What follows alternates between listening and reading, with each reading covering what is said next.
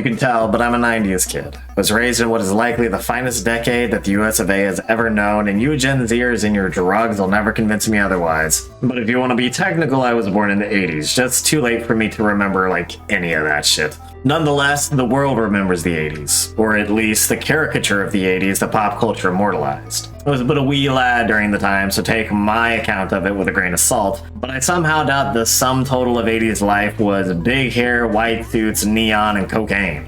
As per usual, spoiler warnings going forward, as I'll be discussing various plots, themes, reveals, and mechanics of Hotline Miami with flagrant disregard for spoilers. If you haven't played Hotline Miami 1 or 2, I really suggest that you do, as they are short, simple games with a surprising depth of theme and writing, and more importantly, one of the most intensely fun gameplay loops I've experienced in a while. Also note that I am going to be talking about Hotline Miami 1 and 2 both fairly interchangeably in this video, and while they are their own separate experiences and both absolutely deserve to be played, and there are differences between the games, both games are similar enough that what can be said about one is generally safe to say about the other. So unless I specifically reference one game over the other, expect a decent bit of what I'm discussing to fall under both games' umbrellas. Hotline Miami is 80s the video game. If the majority of the population of Miami were either Russian mafioso or shady individuals with an animal mask fetish and a propensity of violence that would rival that of Doom Guy on a coke binge, and hallucinogens that make every living being in his general vicinity resemble demons. It is ultra violent, ultra stylized, and ultra 80s, from the clothing to the themes to the general aesthetic to the quite amazing soundtrack.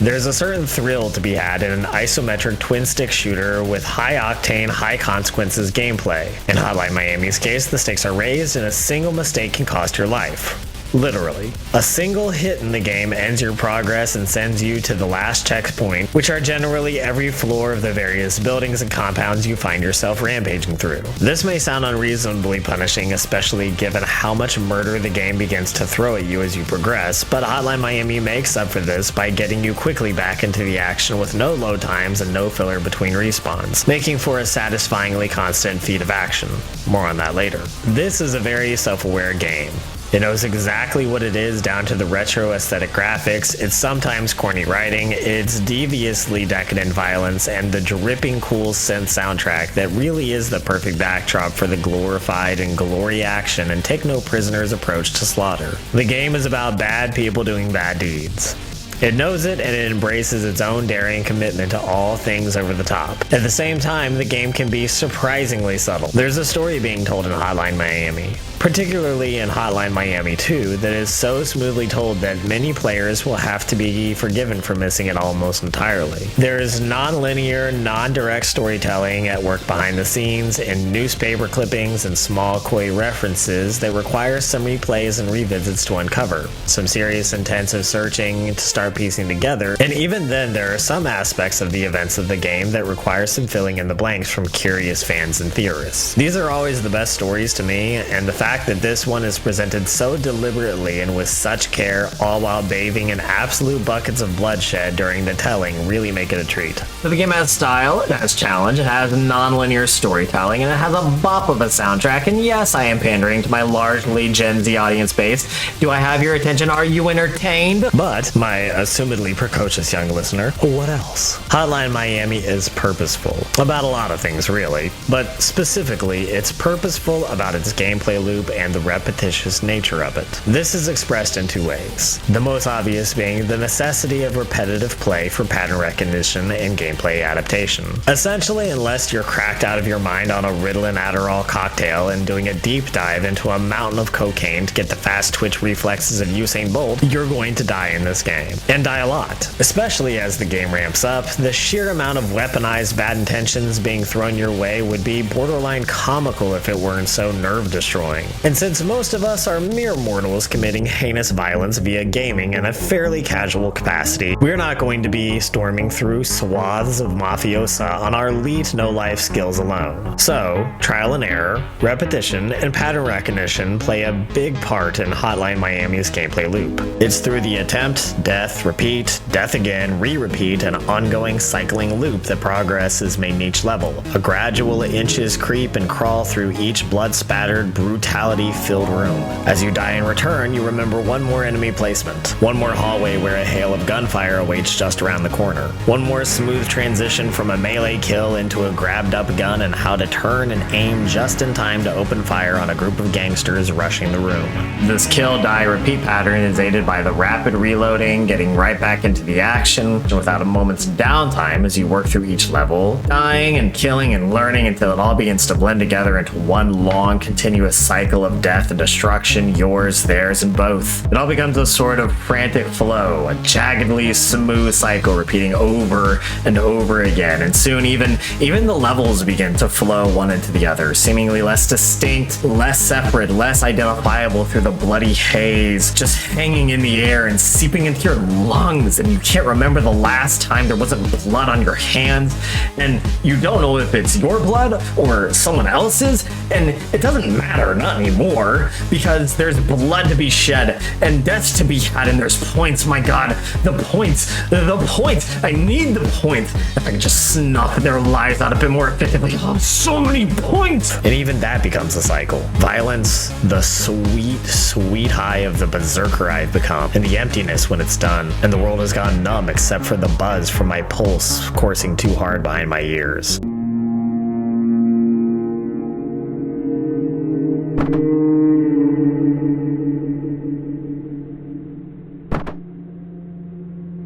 Like the gameplay loop designed to repetitively teach us how to advance into the endless death spiral, this too is a repetitive lesson, as the game examines itself and us in these slow moments after the phone's job has been done. And so the cycle continues, and the game continues, and the repetition does its job, until it doesn't.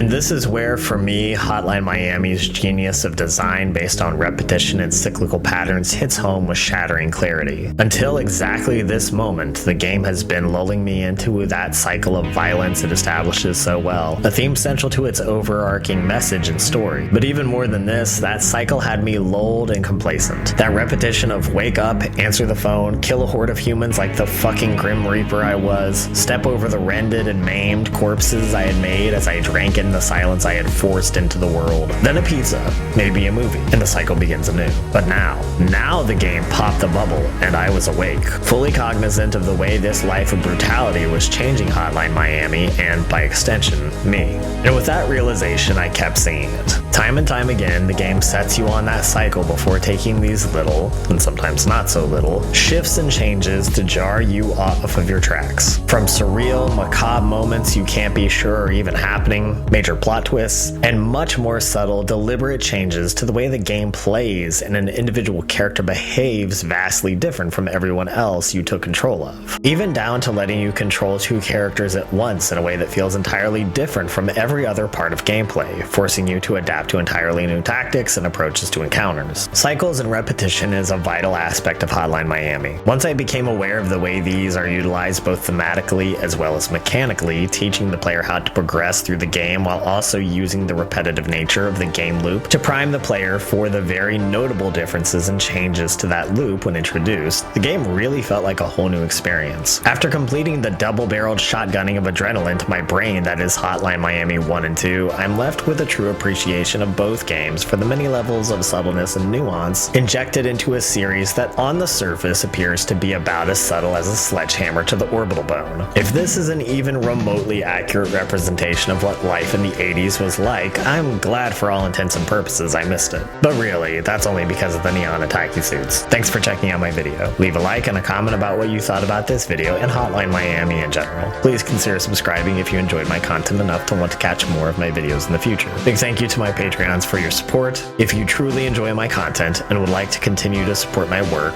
consider subscribing to my Patreon for as low as $1. The support goes a long way to making more content and improving my quality over time. Thanks again. Until next time, stay salty nerds and walk in glory.